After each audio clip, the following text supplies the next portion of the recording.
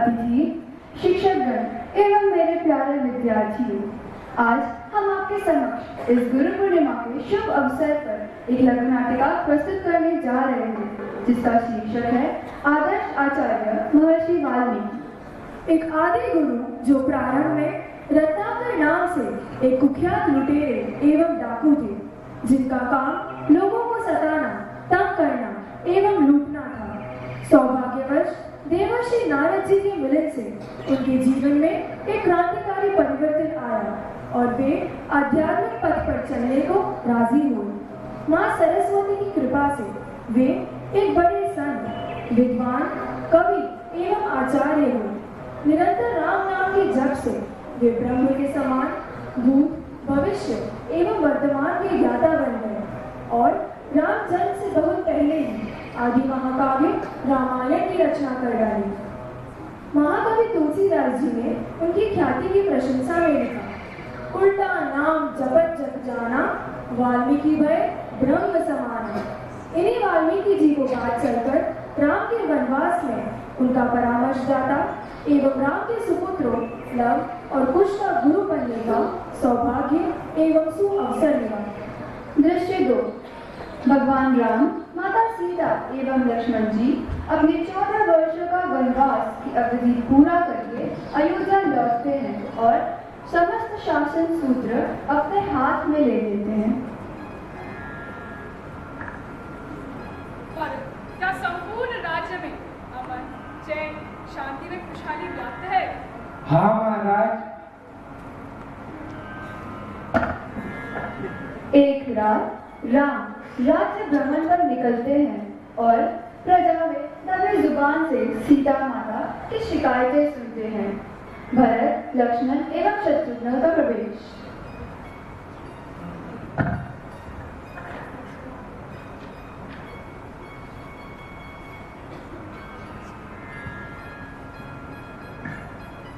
लक्ष्मण, तुम सीता को लेकर निर्जन वन में छोड़ आओ, यह मेरा आदेश है। ये राजज्ञा उचित नहीं है महाराज। लक्ष्मण, राजा क्या होती है, उसका हर धर्म में पालन करना यह तुम्हारा धर्म है। जो आज्ञा महाराज। राम राजधर्म का पालन करने के लिए सीता माता को राजमहल से निकालने का आदेश दे देते हैं। दृश्य 3। सीता माता गुरु जी के आश्रम में वल्कल वस्त्र पहने हुए वन की ओर प्रस्थान कर रही हैं।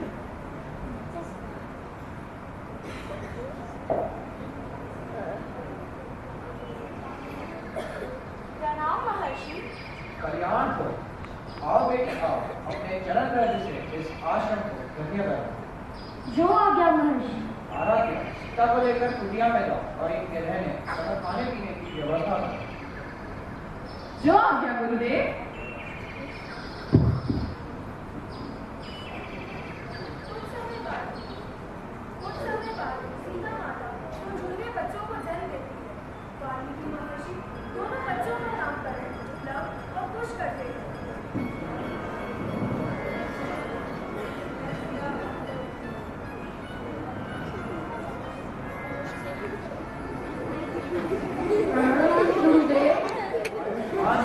बैठो पुत्र बैठो।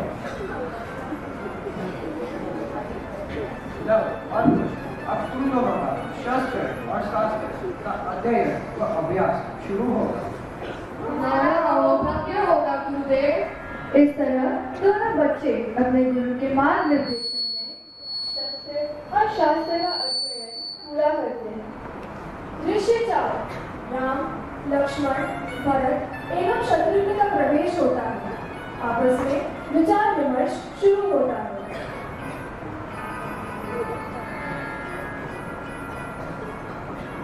भरत, लक्ष्मण और शत्रुघ्न, हमें एक बहुत महत्वपूर्ण बात याद आ रही। क्या दादाश्री? पिताजी की यह इच्छा थी कि वे अश्वमेध का यज्ञ करें, परंतु दुर्भाग्यवश समय चक्र में ऐसा होने नहीं दिया। तो महाराज, हम महाराज जी की यह इच्छा पूरी करेंगे। तो फिर यज्ञ की तैयारियां शुरू की जाए। जो आज्ञा महाराज। यज्ञ शुरू किया जाता है।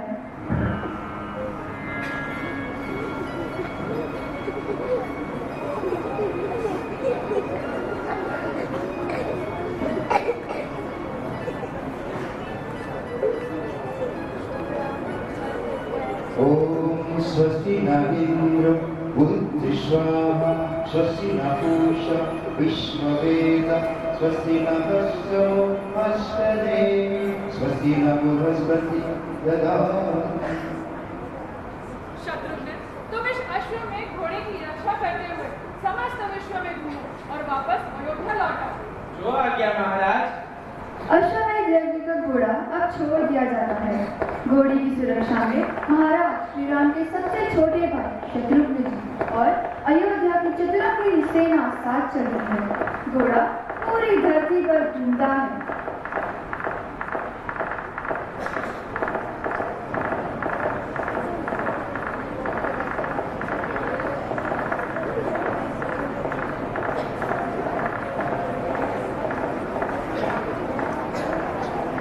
अंततः अयोध्या की सीमा पर पहुंचता है, लेकिन दो छोटे छोटे बच्चे घोड़े को पकड़ लेते हैं और शत्रुघ्न जी को लड़ाई की चुनौती देते हैं। खुश, लगता है यह अश्वमेध का घोड़ा है। चलो इसे पकड़ते हैं। हाँ भैया, चलो इसे पकड़ते हैं।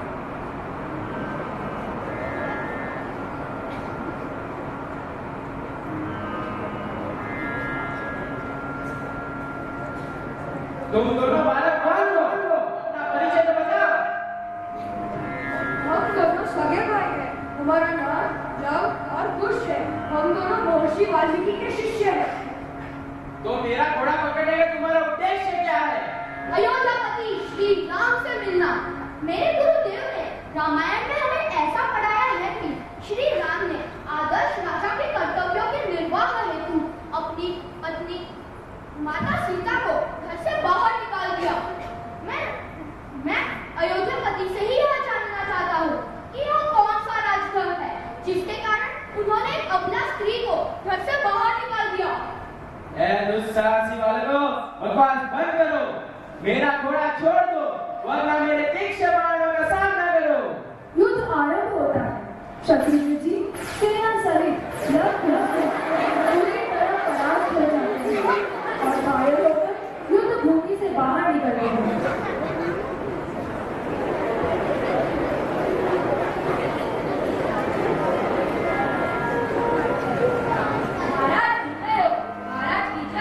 महाराज अपनी राज्य की सीमा पर दो वनवासी बच्चों ने अश्वमेध का घोड़ा पकड़ लिया है और लड़ाई में शत्रुघ्न को ही परास्त कर दिया है। क्या?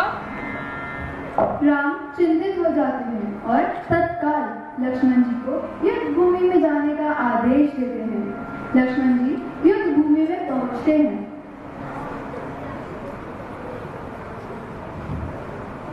दुराग्रही बालकों, तुम दोनों अपराधी हो। तुमने मेरे छोटे भाई को लड़ाई में घायल कर दिया है। आज मैं तुम्हें प्राण दंड दूंगा।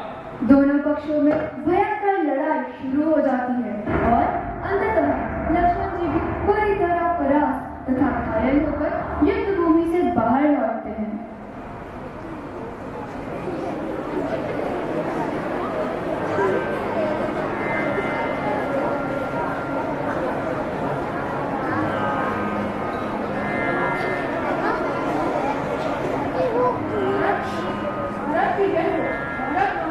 राजकुमार लक्ष्मण जी की लड़ाई में दोनों वनवासी बच्चों पूरी तरह परास्त हो चुके हैं।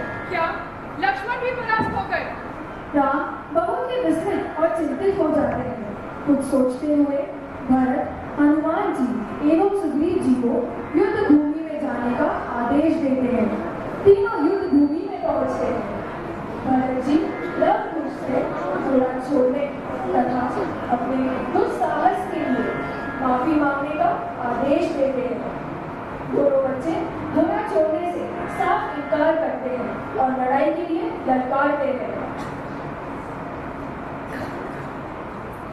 हे प्रभु, अगर मेरी भक्ति सच्ची एवं निष्काम होगी तो मुझे पता चलेगा इन बच्चों के माता पिता कौन है। हनुमान जी को यह पता चल जाता है कि ये दोनों बच्चे भगवान रघुनाथ एवं माता सीता के सुपुत्र हैं। अतः हनुमान जी भावुक एवं अनमने हो जाते हैं। कुश उन्हें रस्सी से वृक्ष के सहारे बांध देता है।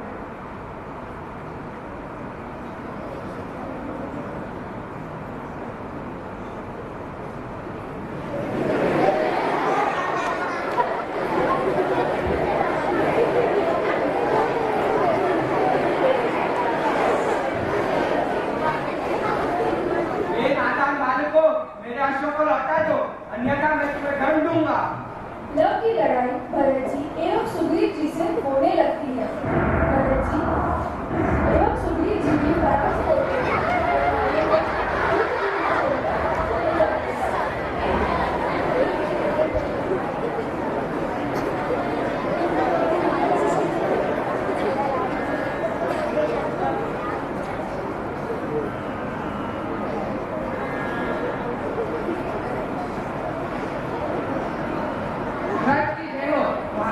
चिंता की बात है।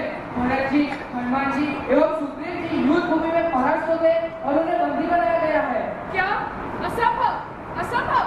महाराज, यही सच है कि उन सबको बंदी बनाया गया है। अब राम पूरी तैयारी के साथ युद्ध भूमि की ओर प्रस्थान करते हैं। लवकुश उनकी प्रतीक्षा कर रहे हैं। लवकुश से राम का सामना होता है। राम अत्यंत विस्मित होकर दोनों बालकों को एक टक देखते रहते हैं। क्या तुम दो ही ने बालक हो जिन्होंने मेरे आश्रम में के घोड़े को पकड़ रखा है, साथ ही मेरे तीनों भाइयों को युद्ध में परास्त किया है? और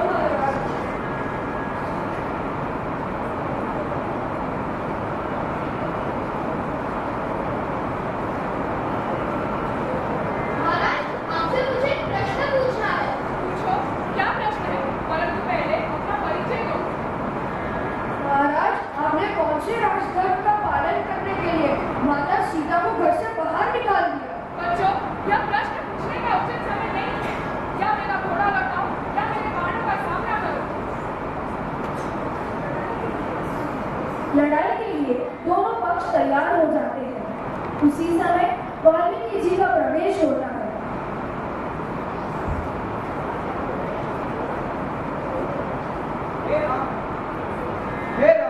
आप यहाँ क्या कर रहे हैं? राम रथ से उतरकर महर्षि के चरण छूते हैं। दोनों बालक आश्चर्य से राम को देखने लगते हैं। इन दोनों पुत्रों का परिचय मैं आपको देता हूँ। यह दोनों मेरे शिष्य, वो आपके सुपुत्र लव और कुश है। राम के हाथ से धनुष और बाण छूट जाता है और वे अत्यंत स्नेही होकर दोनों बालकों की ओर देखते हुए चलते हैं। महर्षि, क्या यह सच है? जी हाँ, जानकी मेरे ही आश्रम में रहती है और उसने यहीं पर इन दोनों महान बालकों को जन्म दिया। मैंने इनके पालन पोषण की पूरी व्यवस्था की और इन्हें संपूर्ण शिक्षा देकर संसार के प्रत्येक क्षेत्र में वाहनगत बना दिया। अब मैं यह अमानत आपको सौंपता हूँ। आओ लवकुश, अपने पिताजी के चरण स्पर्श करो। लवकुश लज्जित होते हुए राम के चरणों में झुक जाते हैं और राम उन्हें गले से लगा लेते हैं। बेटी सीता, बेटी सीता। हाँ, क्या हुआ? आप इतनी घबराई हुई क्यों प्रतीत हो रही हैं? बेटी सीता, हमारे दोनों बेटों ने अयोध्या गए श्री राम के अश्वमेध के घोड़े को पकड़ लिया है एवं उनकी तीनों भाइयों सहित पूरी सेना को परास्त कर दिया है। क्या? भूमि की तरफ जाने लगती है और महर्षि तथा राम को प्रणाम करती है। प्रणाम महर्षि। अरे सीते, तुम यहाँ? प्रणाम रघुनंदन। लव, कुश, इधर आओ। आप यहाँ? तुम दोनों ने अपने पिताश्री पर हथियार उठाए? हाँ। क्षमा कर दीजिए माँ, अनजाने में भूल हो गए। हे आचार्य, हम आपके बड़े मित्र हैं। आपने हमसे पिताजी को पूरा किया है। आपकी छत्र छाया में मेरे दोनों बेटों ने समस्त विद्याओं में पारंगतता हासिल की। आज समस्त संसार में हमारी जीत की बात है। यह सब आपके महान शक्ति के बाद नहीं हो सका। सही गुरु कृपा मोह मत अतुल्य है। आपके अनन्य प्रयास से पूरी होगी। चारों गुरु के चरणों में झुक जाते हैं। गुरु ब्रह्मा गुरु विष्णु गुरुदेवो महेश्वर गुरु साक्षात् परब्रह्म तस्मै श्री गुरुवे नमः।